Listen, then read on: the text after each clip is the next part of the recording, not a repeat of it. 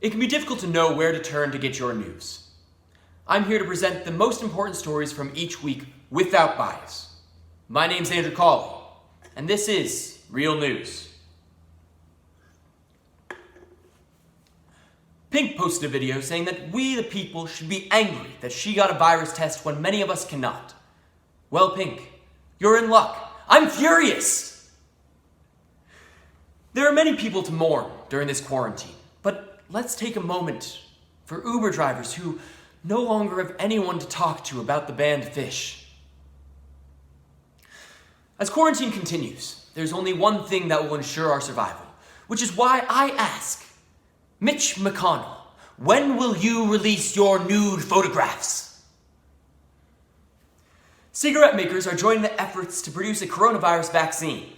One Camel executive excitedly pitched a new cigarette that will kill you so fast the virus won't have a chance. Bill de Blasio recently rejected the claim that US officials knew the virus could be transmitted through asymptomatic people. But Bill, I knew that. And you're a world-known politician, and I'm trying to be a staff writer for Stephen Colbert, I think, and I've eaten pasta 9 times this week. You should know better than me. A gender reveal party in Florida set 10 acres aflame. The gender of the baby? Absolute girl boss, Slay Queen! Churchgoers have been forced to explain their attendance in times of quarantine. One woman said she feels safe going to church because she knows she's covered in the blood of Jesus. Murderer! Someone arrest her now! Britney Spears has claimed that she bested Usain Bolt's world record time in the 100-meter sprint. Many have made light of this fact, but I say step aside, Captain America. Liberty University is welcoming its students back to campus despite many colleges remaining closed for the semester. This decision has been criticized, but I'm sick of college students being snowflakes. I'd rather see them dead instead. Vanessa Hudgens faced pushback recently for encouraging a laissez-faire attitude toward COVID-19 in a video. Other former cast members were quick to respond and clarify that they are not all in this together. With layoffs abounding, may I offer advice? Now is the time to experiment with work. Get naked on your Zoom call. Show them your butthole. Unionize. Make sure they see your butthole. If you get fired, so be it. When you're applying to new jobs and they ask about your being let go, just look at them, shrug, and say, Corona. In trying times, many politicians are blaming socialist ideals for our woes, and I'm here for it. The empty grocery stores? Socialism. The $2 trillion bailout? Socialism. My cheating wife? Socialism. My inability to stay erect? Socialism.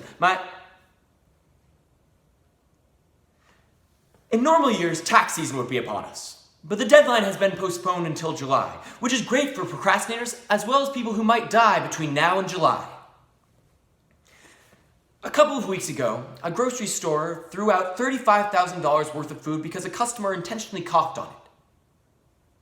$35,000? What kind of food was this? A new Audi? CNN is offering tips on how to celebrate Easter this year, and after crunching some numbers, I've determined that the best solution is to stop Jesus' resurrection. What, we're gonna let him die again, and this time from the virus? America's poor are being hit hardest by the coronavirus, marking the first time ever that something bad has happened to the poor. Kyrie Irving was recently elected to the position of vice president in the NBA Players Union. He is famous for being unlikable and thinking the world is flat. In his tenure thus far, the NBA has been canceled. Touché, Kyrie. We underestimated your power. The Malaysian government has advised women to not nag their husbands during lockdown. But I have questions. Does that mean they have a free ride whenever there's not a lockdown? And what if the husband has a small penis? This pandemic has illustrated the need for massive overhaul to the United States healthcare system. Thankfully, Democrats seem up to the task, which is why they've buckled down and put their strength behind Joe Biden, who promises to lower the Medicaid age to 60, and that's it. Bernie suspended his campaign this week because his balls are too big. People may tell you otherwise, but with me, you know you're getting the facts. His balls are just too big. They're enormous. This has been Real News.